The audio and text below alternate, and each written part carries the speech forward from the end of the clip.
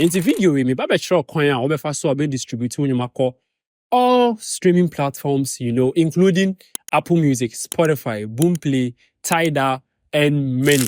But the kind of distribution about be use TME distribution. So what TME distribution account there? They may be can who here so baby but so only this TME distribution account there. Check me by you, but the link be to one my bet shop and be first create account with TME distribution. Who create account in we are the next thing say obey subscription. Our subscription here they just only €6 and 99 Ghana cedis per. We are in the bra video in and to us.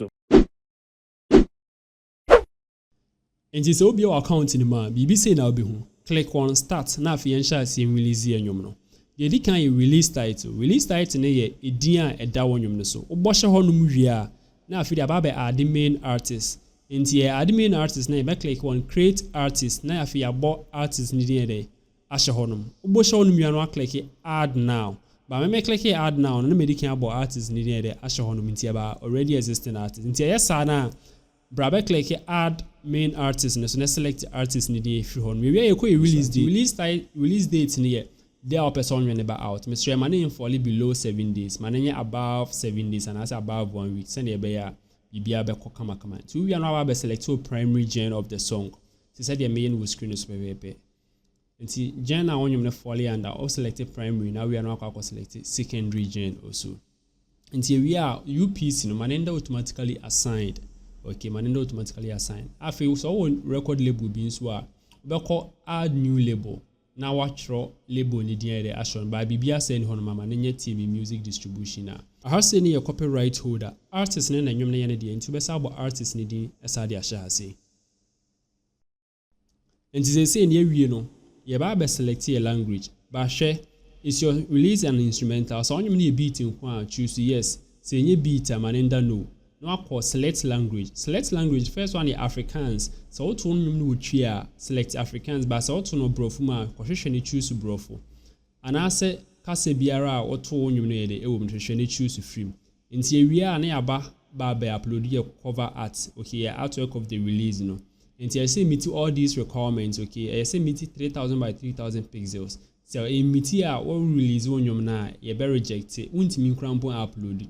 Inti catcher do your artwork ne say one year size ne 3000 by 3000 one size ne 3000 by 3000 pixels and any kwan say intro bia also intro say was why you the title and artist ni din ko na say dey e also inti we online stores availability ni mani nyina entike baby a one person be available no on tike from country availability ni so mani that yes we are no mere save and upload tracks inti to also inti be sa boy nyom ne title bi ma sa sha say inti version title ne ye so one yom na original final release one yom na cost was a giant say introduction show but say a acoustic version remix and I say live no indicate ashe honom okay inti add another main artist no artist near back up inti be jai back on sa say featured artist will release in this war no add the featured artist no inti you no be click on create featured artist no about artist needing ashe honom we are no add now but I don't have any featured artist.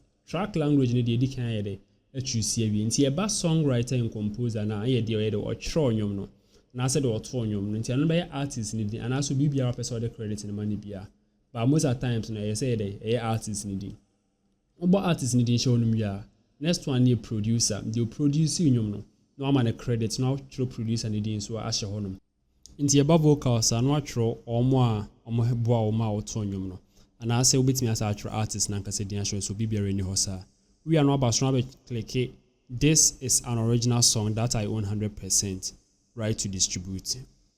The we are about TikTok start time no ubit me am that say let the algorithm decide and access specific preview start time and on the say timer and I say duration and I say enyum the part I say e sha say ebo e TikTok no nti bia from 30 seconds and I say either 1 minute the OPB no attraction but me choose to let the algorithm decide.